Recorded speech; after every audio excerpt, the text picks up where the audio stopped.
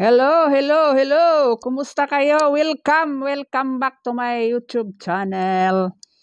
Kung bago ka pa lang dito sa aking YouTube channel, please subscribe and click the notification bell para ma-update kayo or updated kayo sa aking mga i-upload na mga bagong video.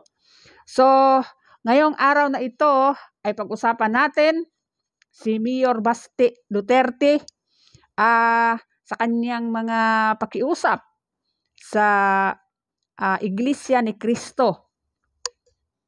Kung tandaan ninyo na merong gaganapin na malaking national rally, peace rally ng Iglesia ni Cristo bukas January 13. So, maliban sa Quirino Grandstand na peace rally at kanina napanood ko na nag-update ako kanina, meron ng mga tao na nandun sa Quirino Grandstand. Ready na, prepare na ang mga Iglesia ni Cristo, yung mga membro. So, ang alam ko, maliban sa Iglesia ni Cristo, ay sasali din sa rally na ito ang KOGC, ang kay Pastor Kibuloy. So, marami-rami ito. Maliban sa KOGC, marami pang mga relihiyon na mag-join dito. Siguro, nandyan na rin ng ilan ng mga Katoliko, mga Baptist, mga Sabadista, yung mga ayaw sa impeachment or ayaw na ma-impeach si Vice President Sara Duterte. So, mag-join talaga yan sila dyan. Mga DDS, yung sa Maisog, baka sasali sila din dyan. Lalo-lalo na ang mga DDS vloggers. Nandyan talaga yan sila bukas. So, yun ang pinaka-excited na abangan natin tomorrow. Okay. Pero ngayon, pag-usapan natin muna itong pakiusap ni Mayor Basti Duterte sa mga kapatirang Iglesia ni Cristo. Ano ba itong pakiusap niya? So, ang pakiusap niya na sana kung pwede 300,000 lang yung mag-rally bukas sa Davao City. Kasi meron din sa Davao, meron sa Cebu, or kung saan-saan pang parte ng Pilipinas na hindi makapunta sa Quirino Grandstand kasi nga siyempre walang pera, walang pamasahe, hindi naman ito sagot ng ang mga expenses nito. Kung pupunta ka, sarili mong pera, sarili mong lahat, yung mga expenses, sarili mo talagang gastos yun. Hindi yun sagot ng pamunuan ng iglesia. So, yung hindi makapunta sa Manila, so, doon na lang sila sa kanilang mga lugar. Like sa Davao City, doon na lang sila. Davao City, Cotabato City, North Cotabato, yun ang pupunta doon bukas sa Davao naman. So, yung mga sa Luzon, yung medyo malapit sa Manila, diyan sa Quirino Grandstand, doon sila. Ang inaasahan na sa 1 million, 1 million ang dadalo dyan sa Manila. Nung una kasi, ang plano is Liwasang Bonifacio. Pero, binago yung plano, napunta sa Quirino Grandstand. Pero mas maganda din sa Quirino kasi mas malaki siya. Mas malaki yung lugar kaysa Liwasang Bonifacio. At saka, ang Liwasang Bonifacio kasi, medyo malapit-lapit na yung Malacanang dyan. Di ba? Wakatakot sila na diretso na magmarcha yung mga tao papunta ng Malacanang. Kaya nilipat doon sa Quirino Grandstand. So, ngayon, Sunday, medyo marami ng mga nagpunta doon. Meron ng mga CR doon, nilagay. So, yung iba doon na yan matutulog ngayon. So, bukas, dito sa ating isang channel, magla-live tayo.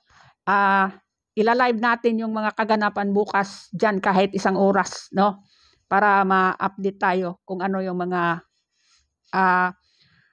mga mangyayari kasi meron din silang mga pupunta diyan, no, mga artista, no. Meron namang mga Iglesia ni Cristo na mga artista katulad nila ni Gladys Reyes, no, yung asawa niya, mga iglesia yan sila, no. Maraming mga artista na Iglesia ni Cristo. So siguro magpunta yan sila diyan. Pero ang bawal na siguro pwede pupunta ang politiko pero hindi pwede magsalita, no, para hindi daw mahaluan ng politika ang kanilang rally. So yun guys, ang pakiusap ni Mayor Baste ay kung pwede 300,000 lang kasi ang balita is ang pupunta sa Davao na mga iglesia is 500,000. So nakiusap yung mayor na kung pwede 300,000 lang kasi baka ano yung lugar sa Rizal Park yata sila, no? Ay malaki-laki naman ang lugar na yun. Kinaya nga nila yung nung pag-rally nila nung January ba yung rally na yun? Yung nagsalita si Tatay Digong, no? Nasa 200,000 din yun. So tomorrow guys, ang pinaka-excited na araw na hinahantay ng lahat, ito ay suporta ng Iglesia ni Cristo sa sinasabi ni President Bongbong Marcos na ayaw niya na ma-impeach o ayaw niya sa impeachment versus Vice President Sara Duterte. So yun ang sinuportahan ng Iglesia ni Cristo, no? Kasi meron ng 3 impeachment complaint kay Vice President Sara at meron pang pang-apat, no?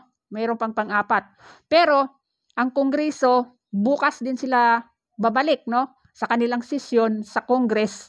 Pero etong ano na ito, isang buwan na itong impeachment complaint ng mga naghain doon sa Congress ay wala pa ito, nasa ano pa ng Congress itong impeachment na ito. Hindi pa ito nila dibatihan o pinag-usapan or ano ba or paano ba ito. Kasi nga mayroong malaking rally, no?